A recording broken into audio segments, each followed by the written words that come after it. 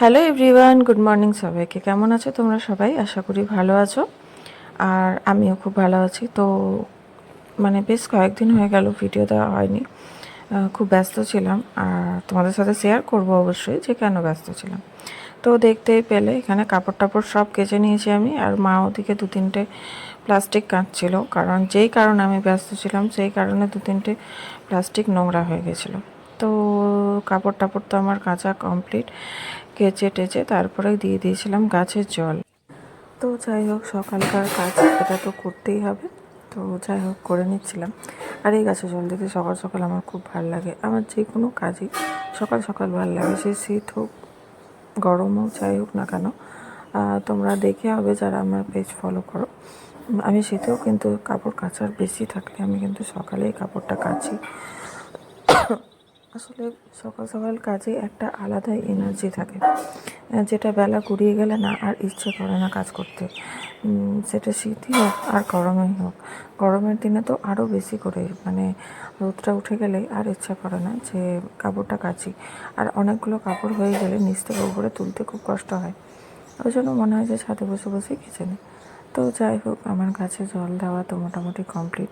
আর একটা কী জানো তো কথা বন্ধুরা, আমি একটা জিনিস খুব ভালো লক্ষ্য করেছি আমার ক্ষেত্রে, চাই না তোমাদের ক্ষেত্রে কি হয়। আমি যদি মন থেকে কিছু চাই তো সেটা কিন্তু না ঠাকুর পাইয়ে দেয়। দেখো, গাছগুলোকে আমি কিন্তু ভীষণ ভালোবাসি, ভীষণ। আর আমি যখন অসুস্থ বেশি ছিলাম তখন কিন্তু আমার অনেক গাছ মরেছে। তো তাদের মধ্যে কিছু গাছ আমাকে কেউ দিয়েও গেছে, অনেকেই দিয়ে গেছে ভালো, যারা আমাকে বাসে বা যারা জানে আমি গাছ ভালোবাসি, সে আমাকে কিন্তু দিয়ে গেছে। আর কিছু কিছু গাছ ঈশ্বরের কৃপাতে আমার নিজেই কিন্তু হয়েছে, জানো তো। তো চলো তোমাদেরকে দেখাচ্ছি যে কী কী গাছ হয়েছে। এই যে দেখো, এটা হচ্ছে কিন্তু ধতুরার বিচি।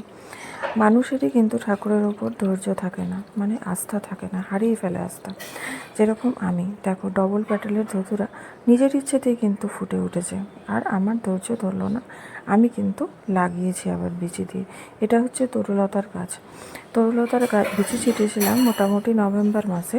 তো হচ্ছিল না, খুব মনটা খারাপ লাগছিল। হঠাৎ করে জঙ্গল পরিষ্কার করতে গিয়ে দেখি তরুলতার গাছ দুটো, আবার একটা না।